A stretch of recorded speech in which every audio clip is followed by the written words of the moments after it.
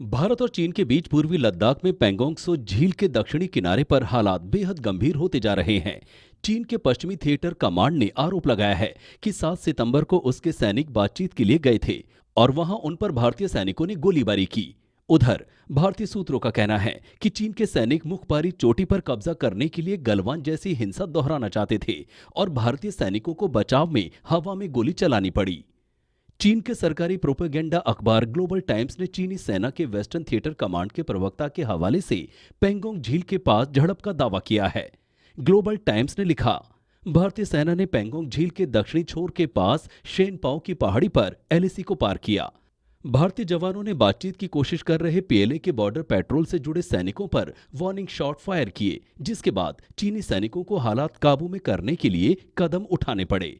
चीनी सेना के वेस्टर्न थिएटर कमांड के प्रवक्ता के मुताबिक भारतीय सैनिकों ने 7 सितंबर को पैंगोंग त्सो की दक्षिणी किनारे पर एलएसी पार कर घुसपैठ की कोशिश की है। आपको बता दें कि घटना 7 सितंबर देर शाम की है।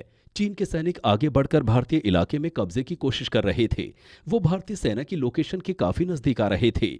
भारतीय सेना ने उन्हें पीछे हटने को कहा। बहस बढ़ी और भारतीय सेना को चेतावनी देते हुए हवाई फायर करना पड़ा। ये इलाका रेचन लाका है। सूत्रों के मुताबिक इस झड़प के दौरान एक दो नहीं बल्कि कई राउंड फायरिंग हुई। चीन के सैनिकों ने भी फायर किया। हालांकि ये अब तक साफ नहीं हो पाया है कि पहले चीन के सैनिकों ने फायरिंग की या भारत के जवानों ने।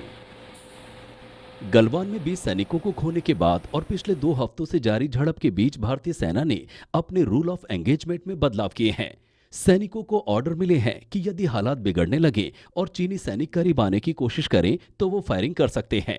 फायरिंग की यह घटना पैंगोंग झील के दक्षिणी हिस्से में स्थित शेपाओ माउंटेन टॉप्स पर हुई, जहां भारत सामरिक नजरिए से काफी मजबूत हालात में आ गया है और यही बात चीन को चुभ रही है।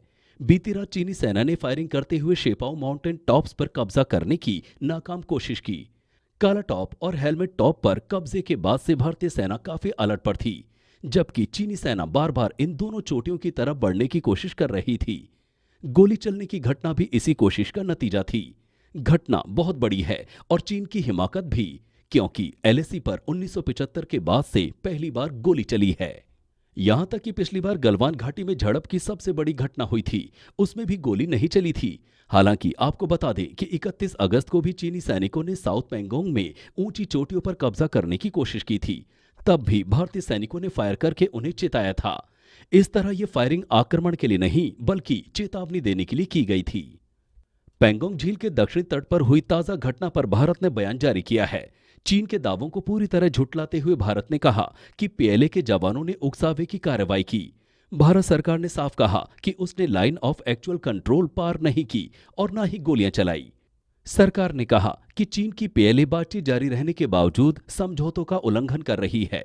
भारत सरकार की ओर से जारी बयान में कहा गया है कि चीन के वेस्टर्न थिएटर कमांड का बयान गुमराह करने की एक कोशिश है।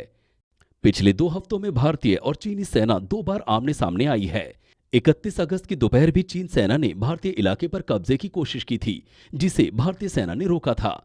जबकि इससे पहले 29-30 अगस्त की रात चीन की साजिशों को नाकाम करते हुए भारतीय सेना ने पैंगोंग झील के दक्षिणी हिस्से में मौजूद अहम चोटियों, ब्लैक टॉप और हेलमेट टॉप पर कब्जा कर लिया था।